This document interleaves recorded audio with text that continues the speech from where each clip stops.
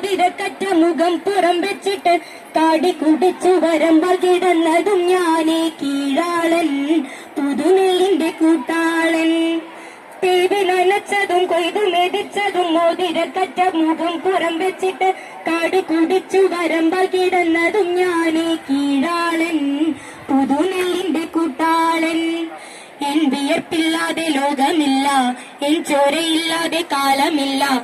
N വിരൽ തൊട്ടാൽ ചുവക്കുന്ന വൃക്ഷം, എൻ കണ്ണു വീണാൽ രതിക്കുന്ന പുഷ്പം, എൻ കാലനങ്ങോ കിലുങ്ങും സമുദ്രം, എൻ തുടി കേട്ടാൽ നടുങ്ങുന്നു മാനം. ഞാനേ കീഴാളൻ പുതുനെല്ലിന്റെ കൂട്ടാളൻ.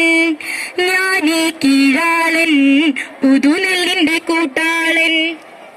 മണ്ണിന്റെ ധന്യതയെയും വന്യതയെയും മണ്ണിന്റെ താളത്തെയും അവതരിപ്പിക്കുന്ന കവിതയാണിത്. കന്നിമണ്ണിന്റെ ചേലാളനും പുതുനെല്ലിന്റെ കൂട്ടാളനും ഉൾമരത്തിന്റെ വേരാളനുമായിട്ടുള്ള കീഴാളനെയാണ് കവി കവിതയിൽ പ്രതിപാദിക്കുന്നത്. ഭൂമിയുടെ അന്ത്യം വിദൂരമല്ലാത്ത ഭാവിയിൽ തന്നെ ഉണ്ടാകുമെന്ന കവി സന്ദേഹം ഓരോരുത്തരിലും ഉണ്ടാകേണ്ട സമയം അതിക്രമിച്ചു കഴിഞ്ഞു.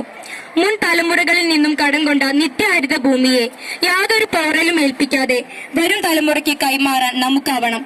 അതിനായി ഹരിതസേന ഭടന്മാർക്ക് ഒന്നിച്ചു പ്രവർത്തിക്കാം. ജയ് ഹിന്ദ്, ജയ് NTC.